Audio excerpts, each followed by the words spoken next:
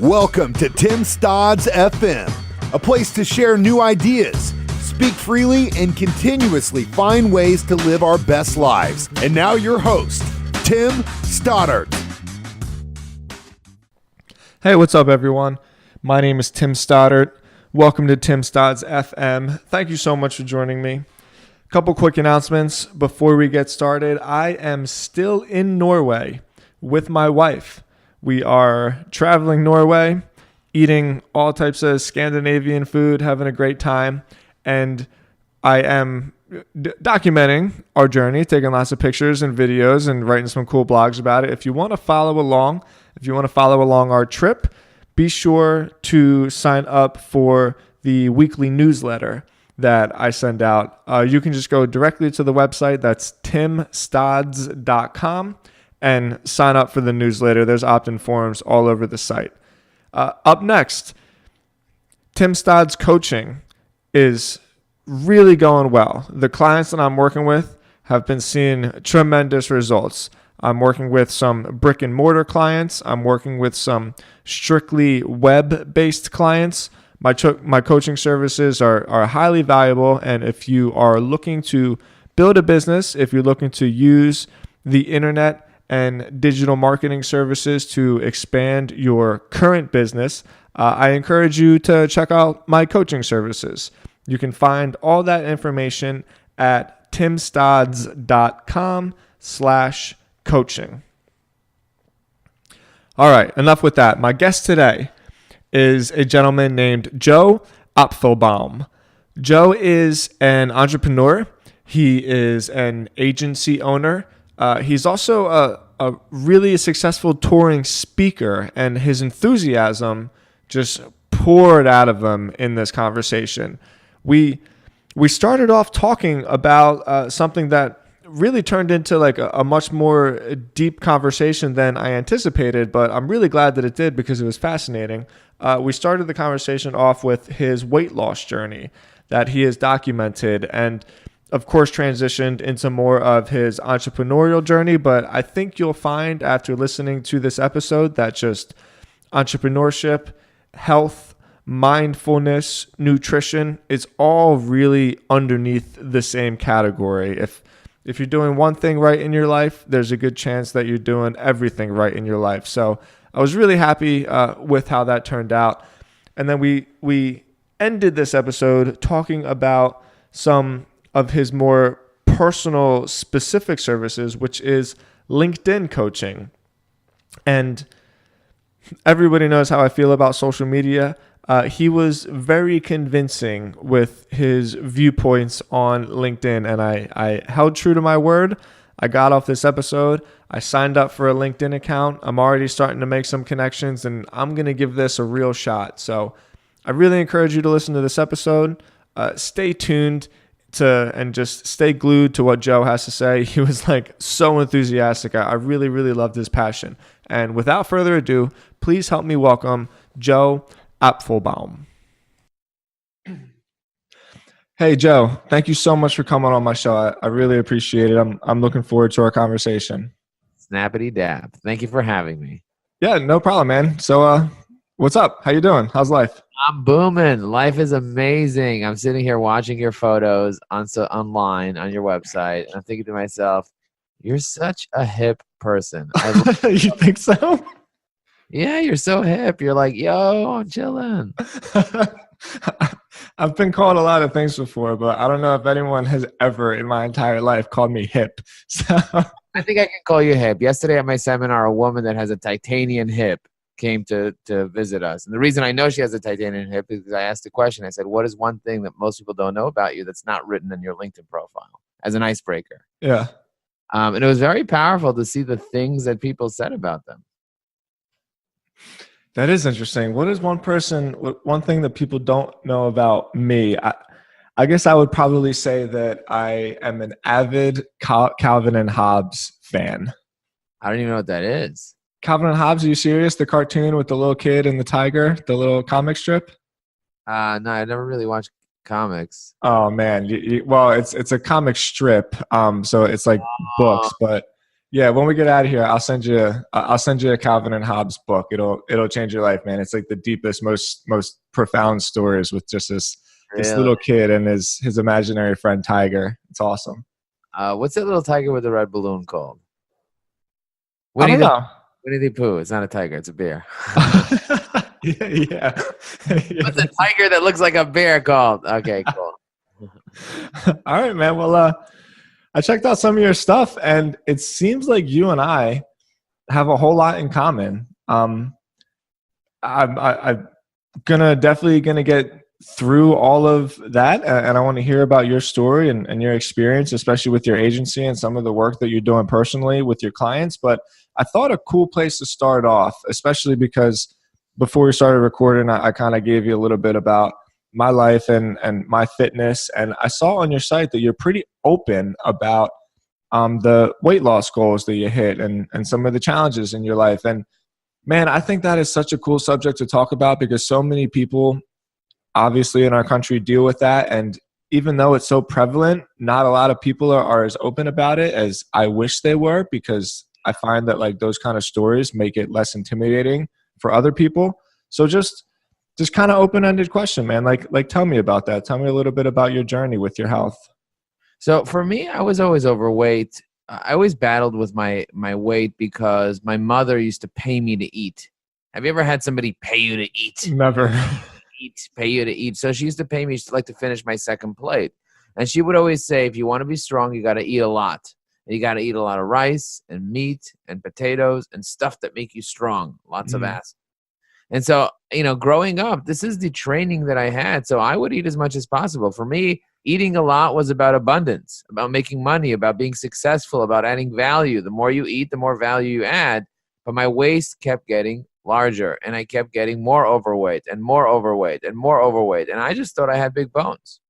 I had a lot of beliefs around what it meant to be overweight. And, a lot of it was lack of awareness. But if I thought about it and somebody asked me, they're like, whatever, I'm just a fat person. Some people have good genes. Some people have fat genes. My mother's overweight. My father's overweight. That's it. My brother's overweight. Everyone I know is overweight. That's just my grandparents were overweight. I'm going to be overweight. My kids are going to be overweight, and that's life, right? I had my moments when I was a teenager when I went to Israel and Johannesburg and a bunch of other places, and I lost a lot of weight, and I was skinny, and my mother's like, you're emaciated. You went to Africa and you're emaciated. I'm like, I went to South Africa, Ma. It's a normal, regular country. No one's emaciated there. I'm not emaciated. I was just, exercising and having a good time and not eating too much. So she's like, no, I got to start feeding you. And so I got to a level of 265 pounds. I don't know if you've ever been 265 pounds. What's the max weight you've ever been? Oh, geez. When I was not running a lot, lifting heavy, and even taking like muscle building supplements, most I ever got was 182. Right. And why do you think that's the case? Probably because you didn't eat as much as I ate. Yeah, probably. I got to think it's kind of straightforward, right? Yeah. And so most people don't realize this, but there are actually secrets that I had to learn in order for me to lose the weight and keep it off. So over the past 6 years, I went on a weight loss journey. I got really serious about losing weight because I realized that if I continue this way, I'm not going to be able to live the life that I want to live. I didn't have any energy to play with my kids. I had no energy for my business. I did grow one of the fastest growing companies in America, but I felt like something was lacking. So when I started public speaking, I started looking at myself physically, and I started realizing, okay, something needs to change. I need a change. I need to transform my body. So I started doing research. Is it even possible to do that? And it turns out that your body is 80% water. Well, my body was 80% Snapple. I was drinking Snapple, and I didn't know that Snapple was making me fat because it's made from what? What's it made from? The best Sugar. Best stuff on earth. The best stuff on earth, right? They're the good advert. Natural flavor. Look, it's a natural flavor. It must be healthy. No, natural flavor means it tastes natural, but it's a chemical. I didn't know these things. Mm-hmm. I didn't know that sugar equals fat. I thought sugar gives you energy. And I thought that fat equals fat. But the truth couldn't be further from that. And most people don't know this. When I tell this to people, they freak out. Your body's 80% water. A 5% drop in hydration is a 30% drop in energy.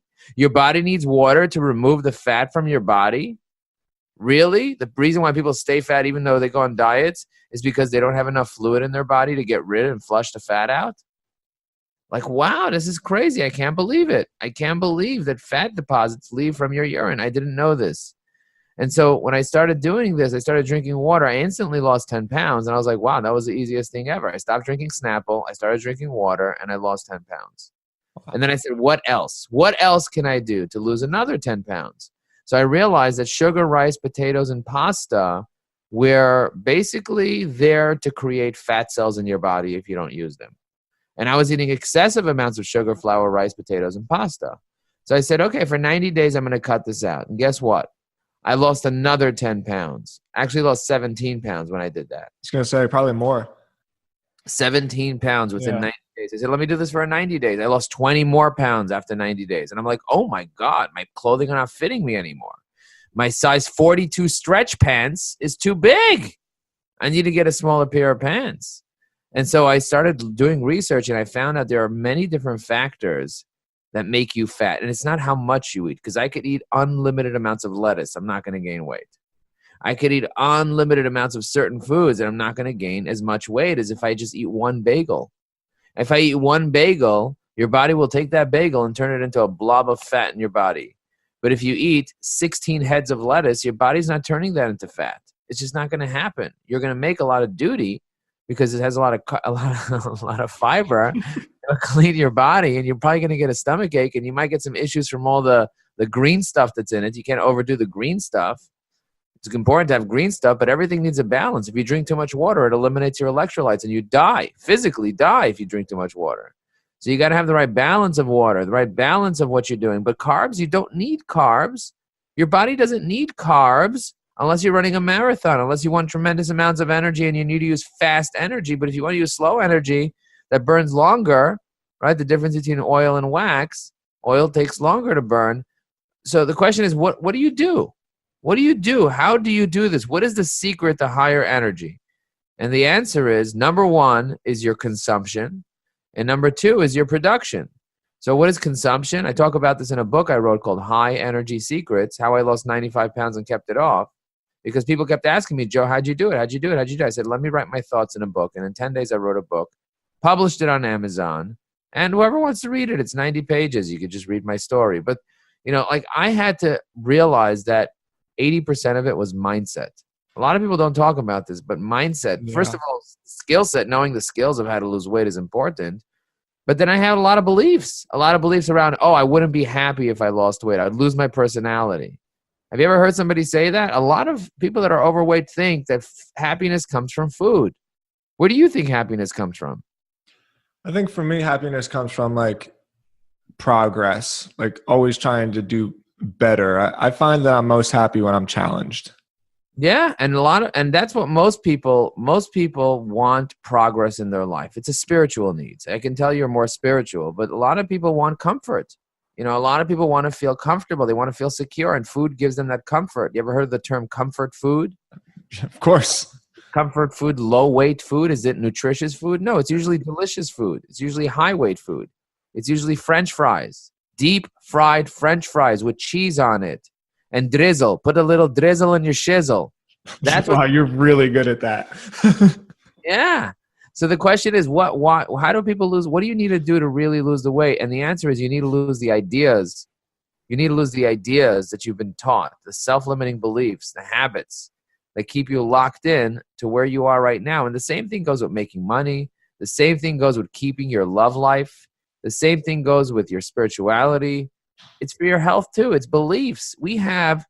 Our bodies are machines that are, most of it is just autonomous. Things just happen automatically. When you see a bag of Oreos, you have a decision to make. Should I eat the Oreo? Should I not eat the Oreo? You might decide, I'm not supposed to eat the Oreo because I'm on a diet, but I'm going to eat the Oreo. But just because you decided to eat the Oreo doesn't mean you should eat the whole bag of Oreos. And that doesn't mean you should go to the store and buy 6 more bags and smoke marijuana and then go crazy with the munchies, eating all 6 bags of Oreos in one sitting and then vomiting after. Or whatever it is some people do sometimes. Now, the bottom line is that Oreos are going to make you fat. So what does the automatic system decide automatically, should I eat it or not? And that's depending on what you believe it means to eat it. If you believe that you're going to be depressed and you're going to get pain from not eating it, then you're not going to eat it. right? That you're going to get pain from not eating it, you're going to eat it. If you get pain from eating it, then you're going to. So it's like a dog that gets a treat, right? You can give a dog a treat. What do you give the dog? You give the dog something when it does something good, right? Mm-hmm. Pleasure. And it knows if it jumps over the hoop, it's going to get a little candy. And it gets a candy, gets a candy, gets a candy, does it 21 times. And now the dog is trained. It is a habit. You can train your own dog. Train your own dog in your brain to create habits and override the habits in the past. Can you rewire a dog's habits? Of course. You can rewire a dog. You can rewire a computer. You can rewire software in your brain. And you create physical structures in your brain. You create physical structures called habits. And those things are just basically there automatically taking action on your behalf. So people say, I don't have the willpower to lose weight. You don't need willpower.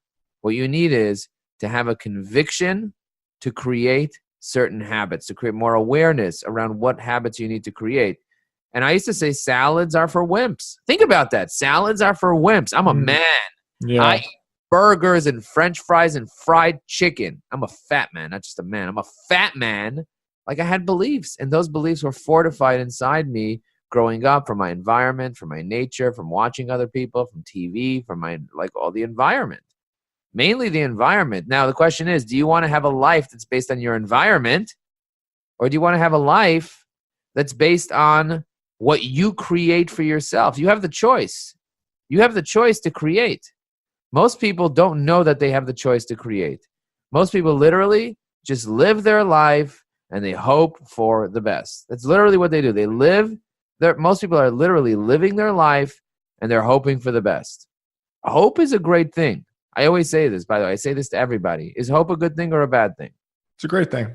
I agree with you. Yeah. I think hope, my personal opinion on hope, on luck, on all this thing is that hope is a great thing. Luck is a great thing. It's just not a great strategy.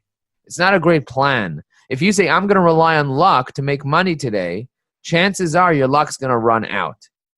What you want to do is you want to rely on your hard work, you want to rely on your strategy, and you want to actually have a plan that you can execute on.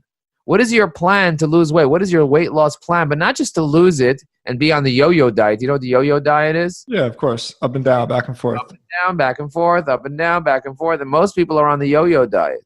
And yo-yo diet in their life, yo-yo diet in their business, they make money and lose it. Yo-yo diet in their relationships, they marry one person, they lose it, they marry the next one, they lose it, they marry the next one, they lose it. And if they don't lose it, they abuse it, right? So the question is, what are you going to do not to abuse your body? What are you going to do to have a better life? And for me, the answer is very simple. The answer is, I'm going to have an actual strategy. So it starts with a water strategy. What's your water strategy? Then it starts with what are the things that you're forbidden from eating? What are the things that you're absolutely not allowed to eat? Completely, absolutely. What are the things you're not allowed to eat? What are the ingredients you're not allowed to have in your body? Sugar, flour, rice, potatoes, and pasta. Hint, hint, hint. Right?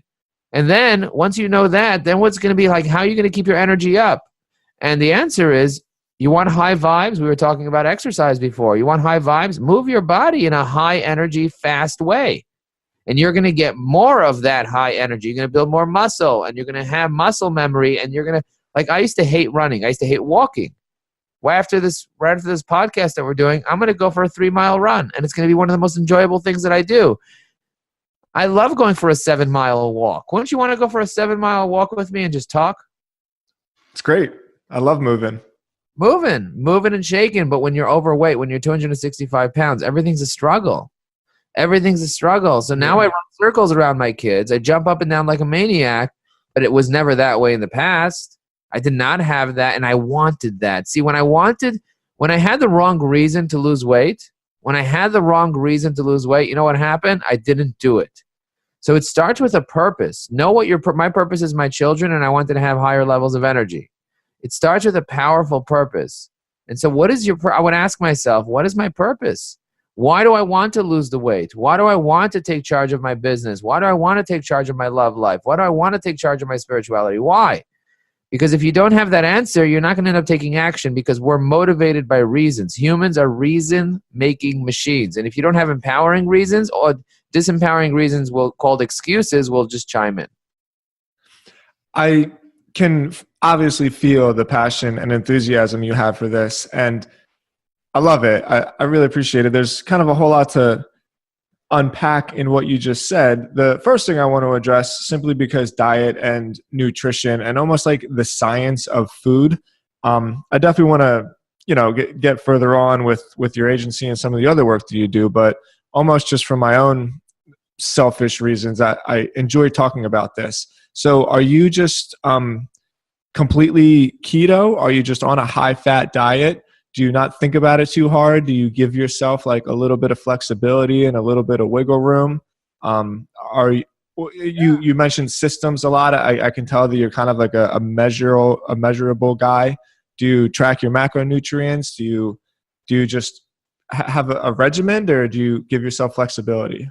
When I was on a mission to lose a serious amount of weight, it was my main focus, right? When you have your main priority for the next 90 days and your main priority is your health, then you measure everything. Yeah. Measure your water intake every 15 minutes, every 20 minutes. You measure the vitamins that you take. You measure how many calories you inputted. You measure the ingredients in every single thing that you do. You're obsessive. You obsess over it. And when you obsess over something, you end up getting results. That's the fact. I'm not saying that somebody should obsess for the rest of their life, but get to your weight goal, to your goal weight or your goal range. Decide where your range is. My range is 165 to 175. That's my current range. I'd like to be on the side of the 165 because if I get to the side of 175, the range will become 185. Yeah. I got to get to the range of 165, and then I'll get between 165 and 170. I'll try to stay in that range.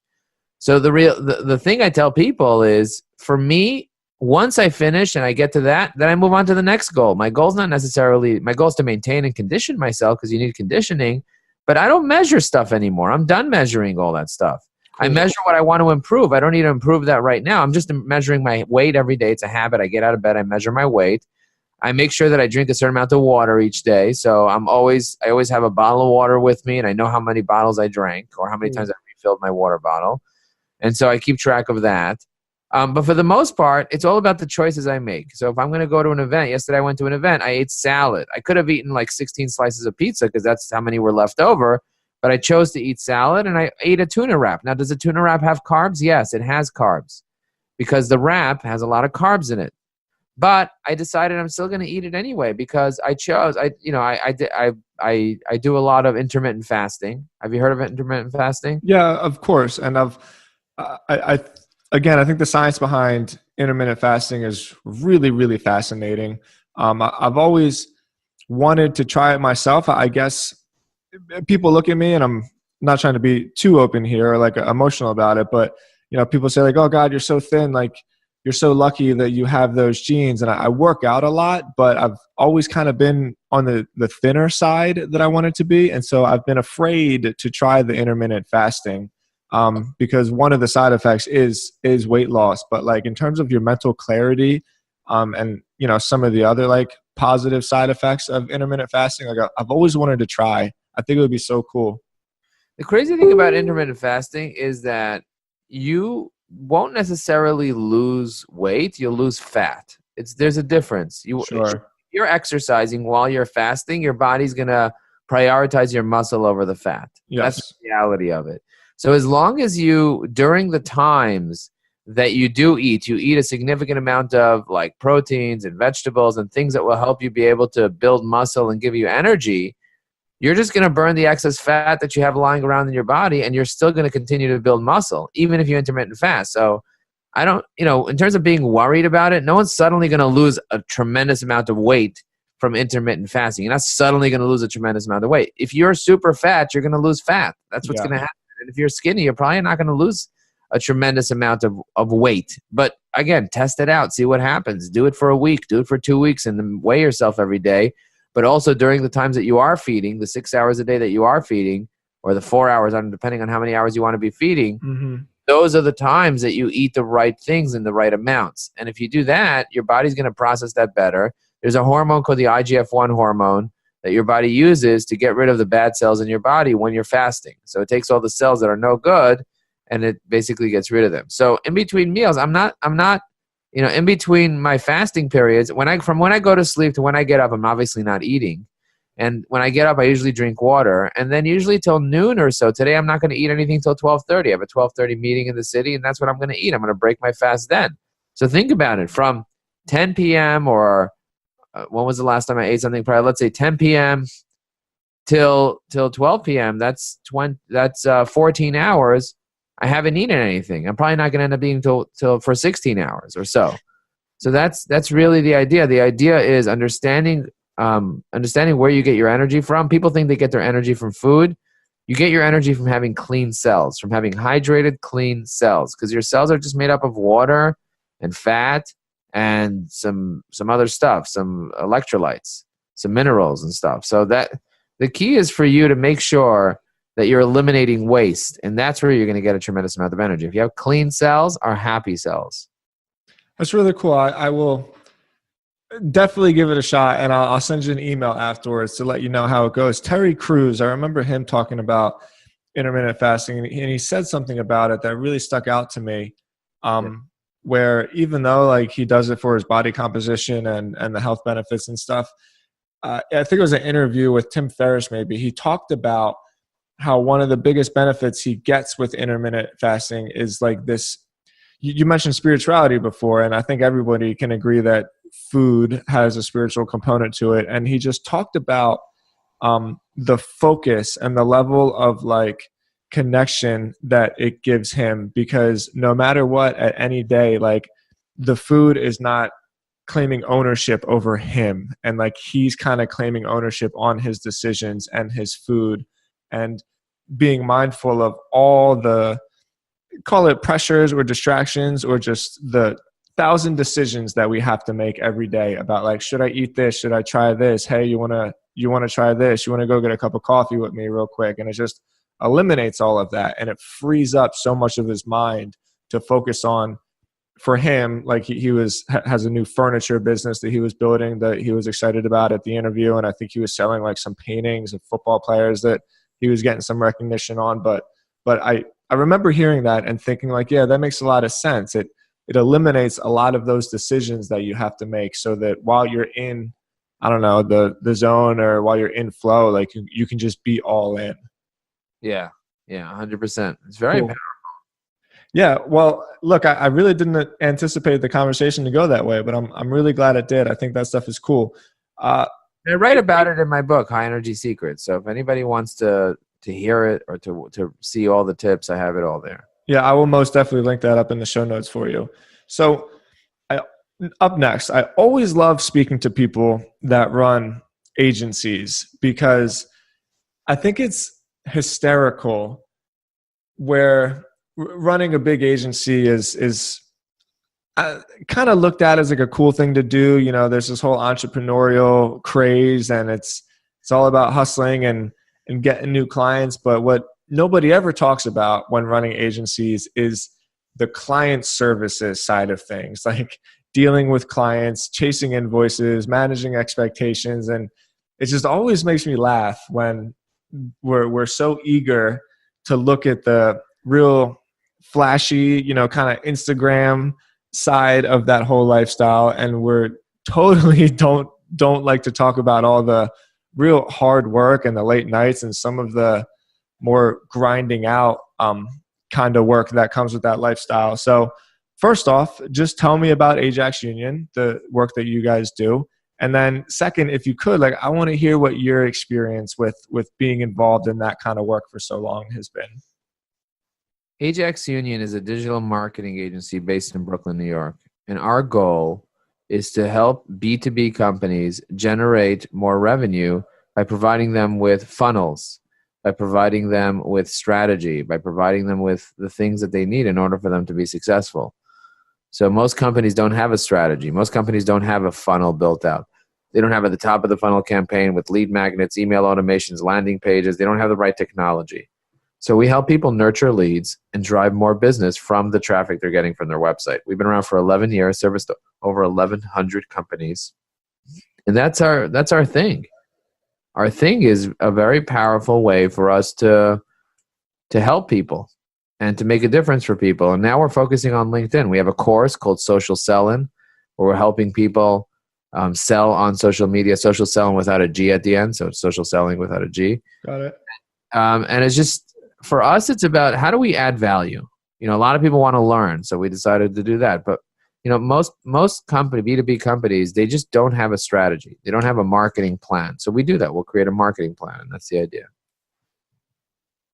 How do you guys, from a technical standpoint, so my agency, I would consider us an SEO agency. Just the kind of industry that we're in, the end result is usually always phone calls. And our experience has been that these particular clients convert best when they're Googling or they're searching for something to kind of solve their problem, and then they call because they need help. But from the short clip that you just said, it sounds like you guys probably do a lot of paid search and you run it to, like you said, top of the funnel landing pages, and then probably have like a set of autoresponders or a set of logics that can convert on that. Would you consider yourself like a paid media agency? Are you social first? What do you guys kind of focus on? We're not a tactic focused agency. So we're very selective with who we work with. Cool. We're very specific on, number one is, what is your strategy? Who are your clients? What's your messaging? We brand you properly. Once we have that, then we say, okay, what assets do you need for you to be successful? What does your business marketing logic need to look like? What is your buyer's journey? What does that need to look like? And what are the touch points that a potential prospect needs to have? So we build all that out. And then once we're done with all that logic, then we say, okay, where are your customers hanging out? Is it social? Is it email? Is it PR? Is it PPC? Is it SEO? Where do people spend the most time? And that's where we're usually going to go.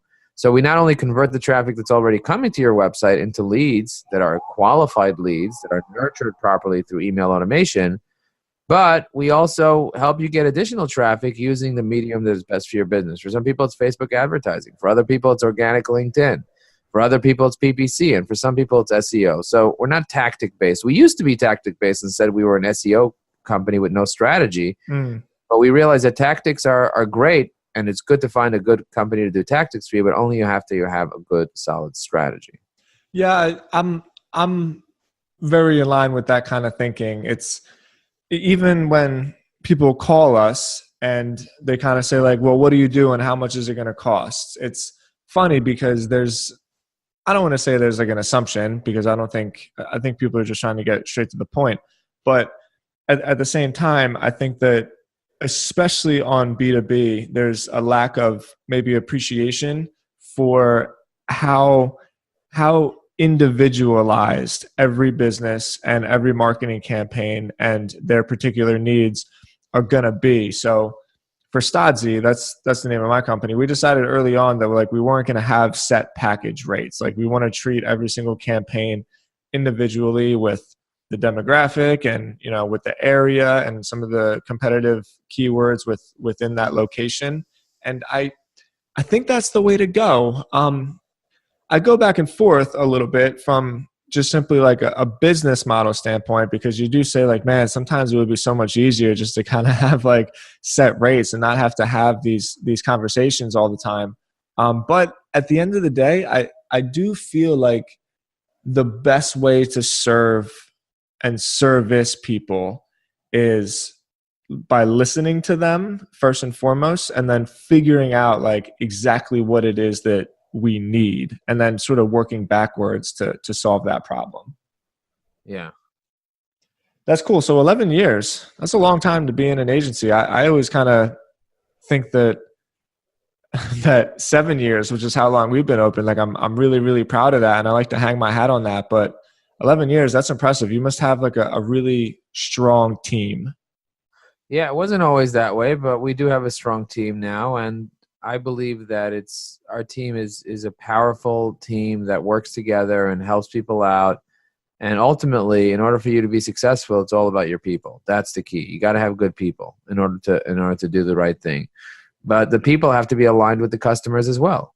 So that's the key thing here. The key thing is having a good team, having a good group of customers that you can support, that can support you. And that's the power of having a proper company. Do you still work on kind of the boots on the ground level? Do you still actively manage some of these campaigns, or have you sort of just put yourself in a position where you can work on the business and not so much in the business? Yeah, when I started the company, my whole purpose was me not doing the actual work, and that's helped me tremendously because Yeah. I'd be a freelancer and I would do everything. And so when they stopped doing the work, I realized, oh my gosh, I just need to sell other people's time, and that's how I can build a multi-million-dollar business. Because otherwise, my time is limited. Yeah, that was a lot. That was a strong lesson for me to learn as well. I think it's a strong lesson for every new business owner to learn, and a lot of it has to go with sort of just being comfortable with letting go of control, right? But yeah, like getting out of the way and just kind of trusting in your people and trusting in the process. I've gotten a lot better at that over the years, and it sounds like you have as well. Yeah, it's very, very powerful to take a step back and realize that you don't have to just work harder. You can work smarter too and add more value. And that's Yeah. the key is add more value. So for me, that's what I want to see. I want to see adding massive value. The more value I can add, the better off I am. That's great. I love your message.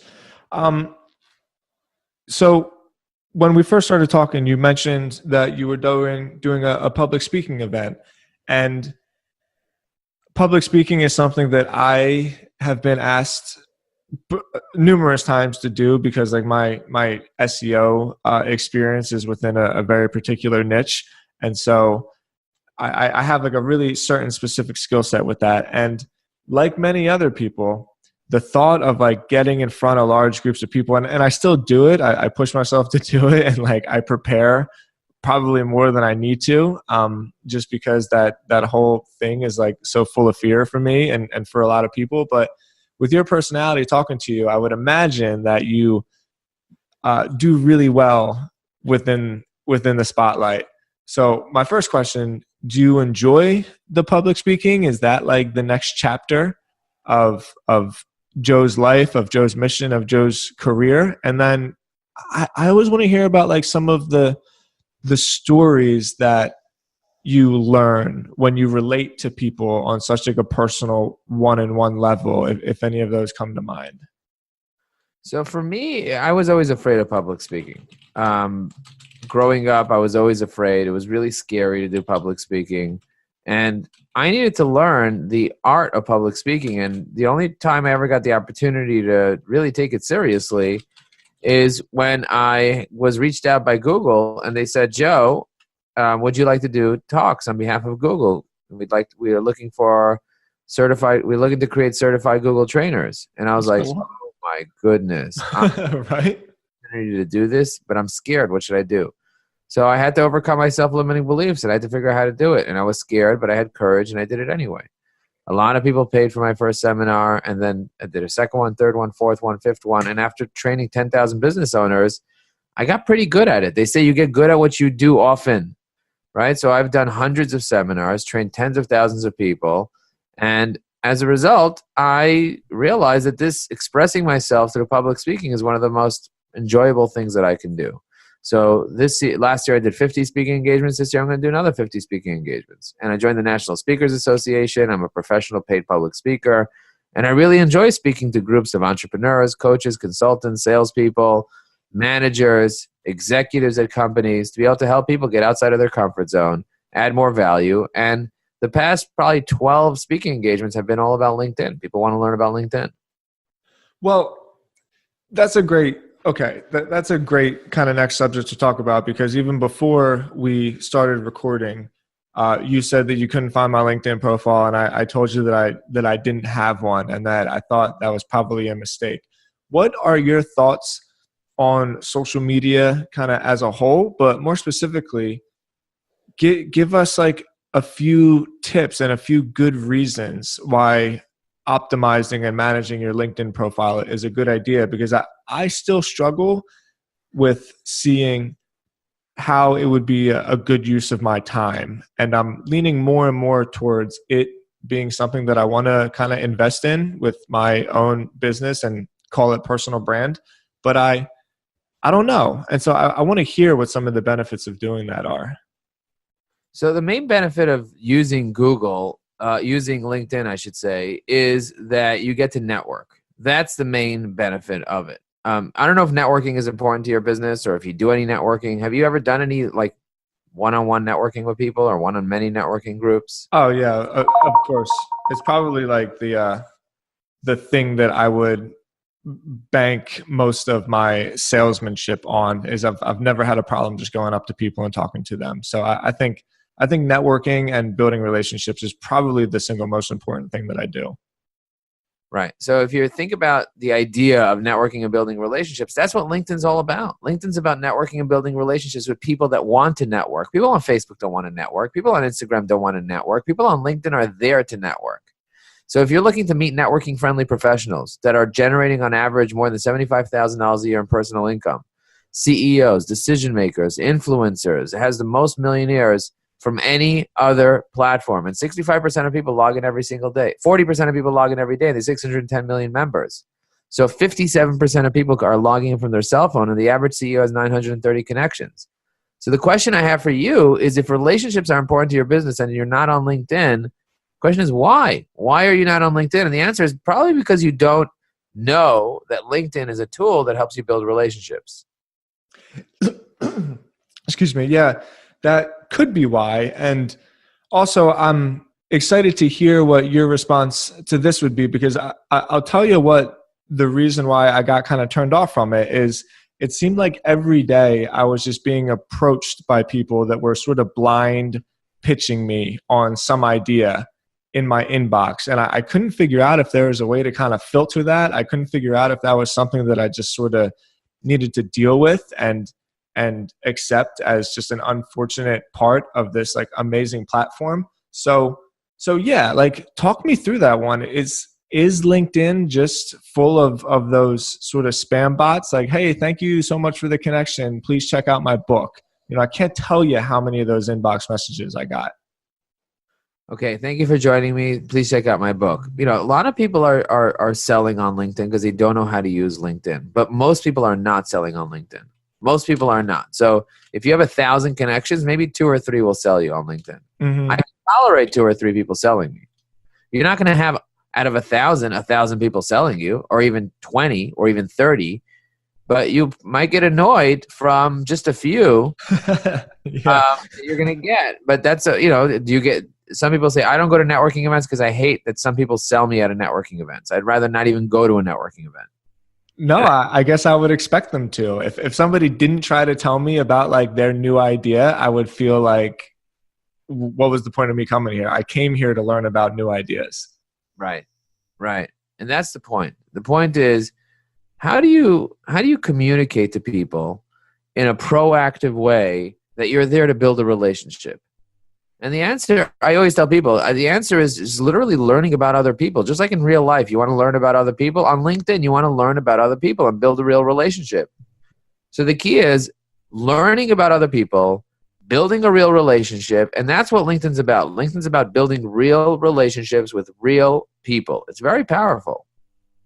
I even wrote that down. I think that's a real great mindset to go into this with. And I can't make a commitment that I'm going to do this intermittent fasting because I'm going to Norway for 2 weeks in about 4 days. And like, I'm not ready to do that, but I can commit that I will go back into LinkedIn because you've sold me on this process, and I'm going to do it with this open-ended mindset about just learning about other people because I believe that is really the secret to like any relationship. You listen first, you learn first, and I suppose that I wasn't kind of taking my own advice from in this more digital platform. So I'm going to give it a shot, man, and I'll send you some links as proof that I did it, and hopefully I can use it to further myself. And I always tell people, spend 15 minutes a day on LinkedIn. Commit to spending 15 minutes a day, posting something once a day, and then engaging with people for a few minutes, and then sending a few messages to people that you want to build a relationship with. And if you can post, engage, and message every single day on LinkedIn, it's a powerful, powerful way for you to stay connected, add value, make a difference for other people, and then just network. That's what I want to see. I want to see people networking. I want to see people building real relationships. That's what I want to see. Now, people are afraid to do that. They have fear. I have people, why are you not posting on LinkedIn? I'm not posting on LinkedIn because I don't know what to post, or I don't have time, or whatever it is. But ultimately, it's not because of that. It's because they have a tremendous amount of fear. And fear stands for false evidence that appears real. So if you're scared of posting on LinkedIn, take a step back and ask yourself, why am I afraid? And then write it down, label it, put it in a bottle, and then work with that fear. And the more you work with the fear, the fear starts to disappear. And that's really the key here. The key is get your fear to disappear. That's what you want. You want to try to figure out, okay, how do I make my fear disappear? That's what gets me excited, to teach people how to do that and to see people doing that actively on a regular basis. Yeah, that is like a really great approach to take. And I appreciate that message, and I'm going to give it a shot. I promise you, I'll give it a shot, and I'll shoot you an email, and we'll have a good time with it. So look, Joe, thank you so much once again. For those that are listening, I literally reached out to Joe about 2 days ago, and he was kind enough to take this interview on real short notice to help me out because I'm going out of town. I got a tremendous amount of value from listening to you. I can feel that mission in speaking to you, that you're just trying to add value to people's lives. I think that's really awesome and really commendable. Before we sign off, I want to make sure everybody knows where they can find you, where they can kind of pick up your course or some of the products that you may have had. Just tell people where they can find you and where they can find your work. So the easiest place to find me is to look for me on LinkedIn. It's Joe. I'm also on Facebook. I'm literally on all the major platforms on social media. So go find me on Instagram, Facebook, LinkedIn, whatever. You can find my personal website at joeapfelbaum.com. And if you want to learn about LinkedIn, we have a course called Social Sellin', socialsellin.com. And you get access to hours and hours and hours of webinars and frameworks and cheat sheets and checklists and all the stuff that you need to learn to go from a lurker to an influencer, to literally go from an order taker to a rainmaker in just 15 minutes a day. I love it, man. Once again, thank you so much for your time. I had a really great time talking to you. I hope that we can keep in touch and maybe do this again. All right, cool. Thank you very much. We'll be in touch. All right, Joe. See you, man. Goodbye.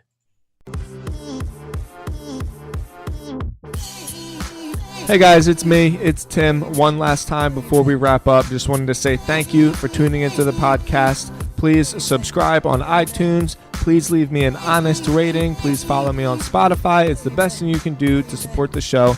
If you want to find out more, go to timstods.com. Feel free to fill out the contact form to reach out to me personally. I always respond. I appreciate you guys so much. I'll talk to you tomorrow. Have a good one.